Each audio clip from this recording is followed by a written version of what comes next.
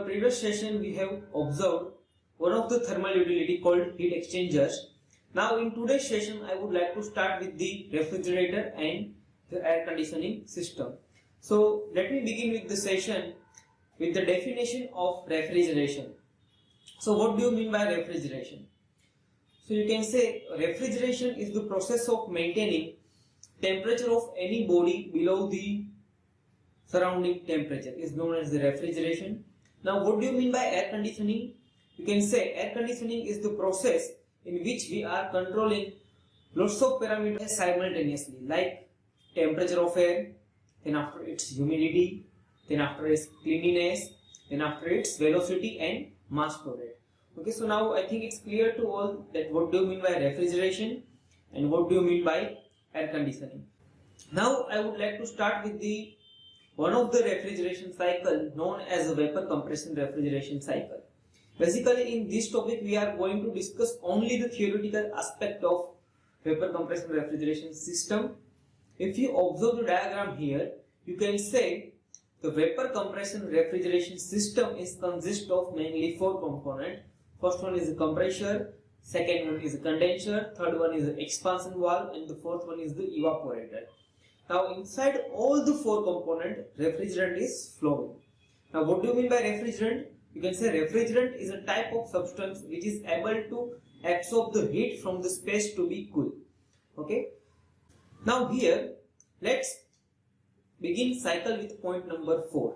At point number 4 we have a refrigerant in liquid plus vapor state. So whenever it's passed through the evaporator, it will absorb the heat from the space to be cool. So that at point 1 the state of refrigerant is in superheated, or you can say saturated vapor state. For the theoretical dealing, it is in saturated vapor state. Now from the point number 1, the vapor refrigerant is allowed to pass through the compressor. Okay. Compressor will increase the pressure and the temperature of the refrigerant. Then after this, refrigerant is supplied to the condenser. So 2 to 3 process is condensation process, during which refrigerant will reject heat to the surrounding, so that the state of refrigerant at point 3 is in liquid state, particularly saturated liquid state. Now this refrigerant is again allowed to flow through the expansion valve, and because of the expansion process there is a reduction in the temperature as well as in pressure, so that at point 4 we have saturated liquid plus saturated vapor because of the reduction of the pressure. Okay, and again cycle continue. Okay, so basically in vapor compression refrigeration system we have only 4 process. First one is evaporation, that is 4 to 1. Then after compression, that is 1 to 2. Then after 2 to 3 is condensation process, and 3 to 4 is expansion process. Okay, and again we have observed this thing in engineering thermodynamics. So I hope that this cycle is clear to all. Now I would like to start with vapor absorption refrigeration system. So vapor absorption refrigeration system is the type of system in which instead of compressor we have 4 different elements. First one is the generator, then absorber, pump, and the non-return valve. If you compare the construction of the vapor compression cycle and the vapor absorption refrigeration system, you might notice that in both the cycle we have 3 components in common, that are condenser, expansion valve, and the evaporator. Now in vapor absorption system, instead of compressor we have 4 different components that I have told you, namely generator, absorber, pump, and the non-return valve. The process of the vapor absorption system is similar to that of the vapor compressor, but instead of compressor here we have to deal with the absorber and the generator. So let me begin with the theoretical aspect of the cycle. Now consider the evaporator. At the inlet of evaporator, the refrigerant is in liquid plus vapor state. Now as it's passed through the evaporator, what is going to be happen? The refrigerant will absorb the heat from the surrounding, so that it converts its state from liquid plus vapor to vapor. Now the vapor that is leaving from the evaporator is supplied to the absorber. In absorber we have a water Okay, so now vapor of refrigerant and the water is getting mixed with each other. So that in absorber we have a pure liquid form of state, which is nothing but the mixture of ammonia and water, or you can say refrigerant and water. Now the mixture of refrigerant and the water is pumped to the generator. Okay, the mixture of refrigerant and the water is pumped to the generator. Now in generator we are supplying Q1 amount of heat, so that what is going to be happen, because of the boiling point temperature difference of refrigerant and the water, okay, it will separate into two different parts. But obviously the temperature of the refrigerant, particularly boiling temperature of the refrigerant, is less compared to the water. So because of the heating, the refrigerant will try to separate first compared to the water. So the vapor particle of the refrigerant will enter inside the condenser, while the water is again flow back to the absorber, okay, via valve. Clear? Now whatever vapor of refrigerant that is generated from the generator is supplied to the condenser, and in condenser it condenses, so that at the outlet of condenser we have a liquid state. Now the same liquid refrigerant is expand inside the expansion valve, and again cycle continues. So it is all about the vapor absorption refrigeration system. Now I would like to discuss the difference between the vapor absorption and the vapor refrigeration system. So here we have a difference. First one is the working. Okay, so according to working, you can say refrigerant vapor is compressed inside the vapor compression refrigerator, while in the case of absorption system, whatever the vapor refrigerant that is leaving from the evaporator is supplied to the absorber and the generator. Second one is the type of energy supplied. Okay, so in vapor compression cycle we are supplying mechanical energy, while in vapor absorption we are supplying heat energy. Then after, from the noise point of view, the vapor compression is more noisy compared to the vapor absorption, because it has a compressor, while in vapor absorption we have pump, and pump is less noisy compared to the compressor. Then after leakage, due to high pressure and high temperature, chance of leakage in vapor compressor is more compared to the vapor absorption. Then the maintenance cost of the vapor absorption is less, while that of the vapor compression is high. Then after, operating cost of the vapor compression is but obviously high, because we are using the mechanical energy, while in the case of the vapor absorption we can utilize waste heat energy. Okay, so it's less costly compared to the vapor compression. From the capacity of point of view, it's possible to have produced only 1000 ton of capacity in vapor compression cycle, but we can go beyond 1000 ton in vapor absorption. So it is all about the difference between the vapor compression and the vapor absorption. Now next I would like to discuss heat pump. Heat pump is similar to the vapor compression. Okay, now in heat pump our object is to maintain high temperature of the space. So what we need to do, we need to utilize the heat that is rejected by the refrigerant, okay, through condenser. We have observed the vapor compression cycle. So here in this diagram you can visualize that we have compressor, evaporator, expansion and the condenser. As I told you that after the evaporator the state of refrigerant is in vapor form. So this vapor is supplied to the compressor. Okay, because of the compression its pressure temperature is going to be increased, and inside the condenser we are going to reject heat from the refrigerant. So whatever amount of the heat that we are going to reject is utilized for the another application, okay, in heat pump. So the construction point of view, heat pump and the refrigerant are similar, but the difference is that in the refrigerator we are going to produce cooling, while in the case of heat pump we are going to produce heating. Okay, so it is all about the heat pump. Now next one is the factor affecting the performance of the refrigeration and the air conditioning system. So first one is the design process of the heat exchanger.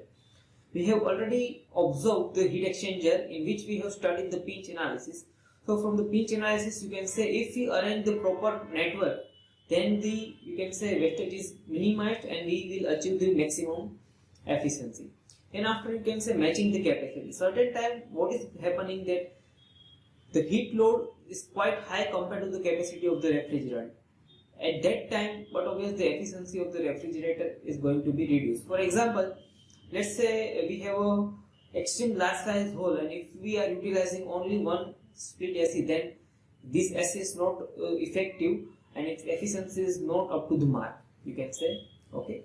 Then after capacity control, so for the capacity control we need to use the different advanced technology. For example, in air conditioning system right now we are using the inventory kind of the air conditioning system. Okay, inventory kind of refrigeration system as well as air conditioning system are the system in which once the particular set temperature is maintained, then its compressor is automatically getting cut off, or you can say run at minimum speed, so that the energy can be saved. Then after system design features. Okay, system design feature include complete design of all four components like compressor, heat exchangers, then after expansion valve and the evaporator. According to the particular capacity of plant, we need to select particular device. For example, let's say if we want to produce the ice, or you can say if we want to manufacture candy, then what we need to do, we need to equip automatic kind of expansion valve in which pressure is automatically getting maintained, so that we will achieve the economy of the refrigerant. Okay. Then after maintenance of the heat exchange surface, but obviously we know that in heat exchanger, with the usage of the time, its surface is getting covered with the different material. Okay, that phenomenon is known as basically fouling. So it should require to avoid the fouling of the heat exchanger. Then after multi-staging for the efficiency. Generally what happens that if the temperature difference is quite high, for example, if you want to maintain the temperature of the refrigerant, if you want to maintain the temperature of particular chemical at let's say minus 50 degree, then but obviously the single stage refrigeration system is not working properly. For that we require multi-stage. I mean to say more number of the evaporator, more number of the compressor. Okay, likewise. So it is all about the factors that are affecting the performance of the vapor compression refrigeration system. Next I would like to discuss about the saving opportunities. How to save energy in refrigeration and the air conditioning. So you can say we can provide the cold insulation, okay, throughout the piping network, so that the external heat gain is minimized. And we have already discussed the cold insulation, okay, previously during the discussion of the refractory and the insulation material. At that time we observed that we have two types of insulator, hot and cold. So particularly cold insulation are the type of insulation which avoid the external heat gain. So in refrigeration plant we need to cover complete copper piping network with the external insulation, so that the heat gain is minimized. Then after building envelope, particularly when we are dealing with the central air conditioning plant, at that time what we need to do, we need to cover the building envelope in such a way that the external heat gain is minimized. Now how to achieve this? For example, certain time we notice that in our house on terrace we are providing certain kind of the marble style, okay, so that the external heat gain is minimized. Likewise we have lots of options, okay, which we can incorporate in order to save the energy. Then after building heat load minimization, okay, building heat load minimization, okay, in which we need to design building structure in such a way that the external heat gain is minimized. For example, we need to provide window in such a way that we will get the proper level of the illuminance, as well as we can avoid the too much amount of the heat gaining. Okay, and again we have discussed this topic in chapter number 1 during the discussion of the building code for the energy efficiency in Energy Act 2001. So just recall this thing. Then next one is the process heat load minimization. In process heat load minimization, you can say to minimize the process heat load in terms of the tonnage capacity as well as the refrigeration level. Okay, for example, we can achieve this thing by optimizing the refrigeration system. In thermodynamics, we have observed that the subcooling is the one of the way by which we are able to increase the efficiency of the refrigeration system, or you can say COP of the refrigeration system. So such kind of the thing we need to observe prior installing any kind of the refrigeration system, whether that subcooling is possible or not. Then after provide the fins over the surface of the condenser so that the maximum heat exchange is possible inside the condenser. Likewise, we have lots of parameter here. Okay. Then after at the refrigeration and air conditioning plant, ensure that we provide the regular maintenance, because all the components are manufactured as per the standard which require maintenance at the certain interval of the time because of the various reasons like the fouling, then after because of the leakage of the refrigerant. So make sure we must provide the maintenance properly. Then after, ensure the adequate quantity of the chilled water and the cooling water for the condenser, or we can say whenever we are dealing with the central air conditioning plant, at that time it's our responsibility to provide the proper amount of the cooling water. Okay, then after, minimize the part load operation. For example, what is going to be happen? Let's say I would like to discuss one example for this point. In our domestic refrigerator, it's our common experience that a certain time we are just providing only few items inside the refrigerator, but our refrigerator working is on full capacity. So avoid this kind of the thing. Okay. Now next one is the performance evaluation of air conditioning system, in which we have three parameters: COP, energy efficiency ratio, and the power per ton. COP is nothing but the refrigeration effect divided by compressor work, okay, which we have studied in the thermodynamics. So I am not going to discuss too much here. Then after, energy efficiency ratio. Energy efficiency ratio is nothing but the British thermal unit per hour of refrigeration effect divided by compressor input. It is similar to that of the COP, but instead of the unit of refrigeration effect in kilowatt, here we are going to put it in British thermal unit, that is BTU per hour. Okay. Then after, power per ton is equal to, you can say, kilowatt input divided by ton of refrigeration effect. Okay. So these three parameters are quite important in order to analyze the efficiency of any plant. Okay. So let me begin with the another equation. Okay. So first one is the kilowatt per ton rating is equal to be nothing, power of compressor divided by net refrigeration effect. Okay. Kilowatt per ton rating is nothing but the power of compressor divided by ton of refrigeration system. Then the COP is equal to, you can say, 3.156 per kilowatt ton rating. Then after, energy efficiency ratio is equal to be 12 divided by kilowatt per ton rating. So these two equations, that is B and C, is for 1 ton. That's why here I have mentioned 3.516, because 1 ton is equal to be 3.5 kilowatt. Okay, clear? Similar way here, energy efficiency ratio is equal to be 12 divided by kilowatt per ton rating. So these two equations we need to remember. Now here we have one example. In blueberry chilling system, ethylene glycol is used as a secondary refrigerant. The design capacity is 40 ton. A test conducted to find out the operating capacity and the energy performance ratio. The flow was measured by switching off the secondary pump and measuring the tank level difference in the hot water. The measured data are given. Temperature of ethylene glycol entering the evaporator, that is -1. The temperature of ethylene glycol leaving the evaporator, -4. The ethylene glycol flow rate 13200 kg per hour. Then the evaporator ethylene glycol pressure drop, that is 0.7 kg per centimeter square. And the power input to the compressor of the electric unit, that is directly given, 39.5 kilowatt. And the specific heat of the ethylene glycol is equal to 2.34. So for this system we need to find the operating capacity and the energy efficiency ratio. So let me begin with the example here. The net refrigeration capacity is equal to nothing but the mass flow rate multiplied by Cp multiplied by temperature difference, mCp delta T. Okay, this is nothing but the heat gained by the ethylene glycol or heat exchange of ethylene glycol. So we have mass flow rate Cp with us as well as the temperature with us. Okay, so we will get the net refrigeration effect is equal to be 30.65 ton. Here I have put the 3024 in order to make sure that we must balance the unit, because if you observe the specific heat here, specific heat is in kilocalorie per kg. So to balance the unit we need to put here 3024. Okay, because 1 kilowatt is equal to how much amount of the kilocalorie? Just identify.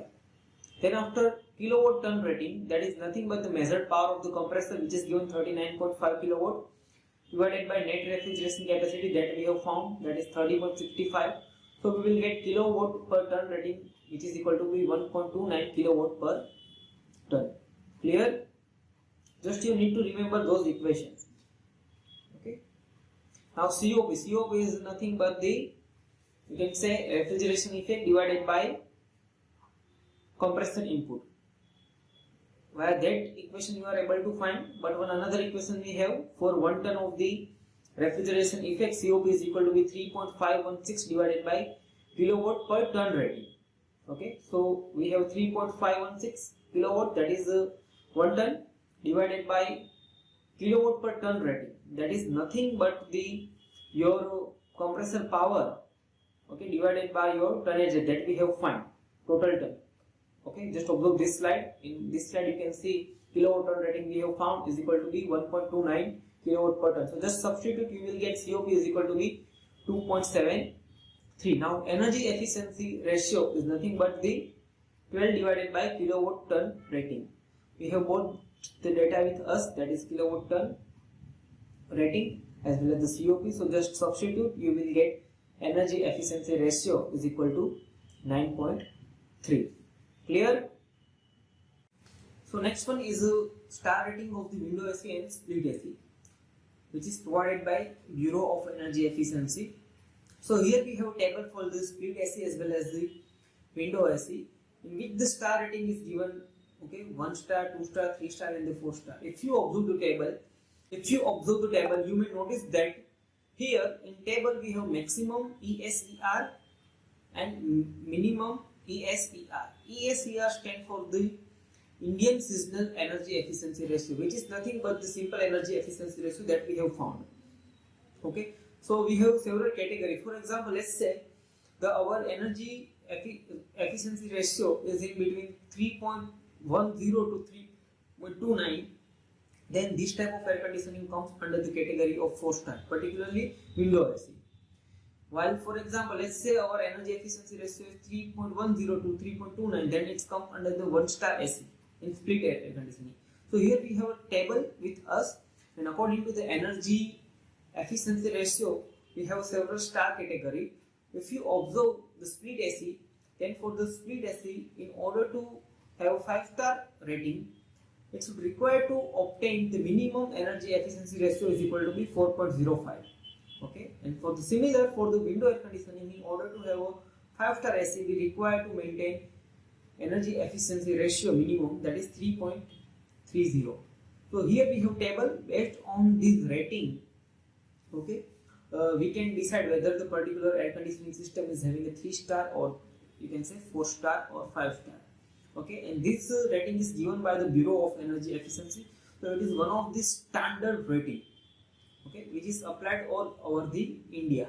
Clear to all? Okay, thank you. Stay tuned for the next session.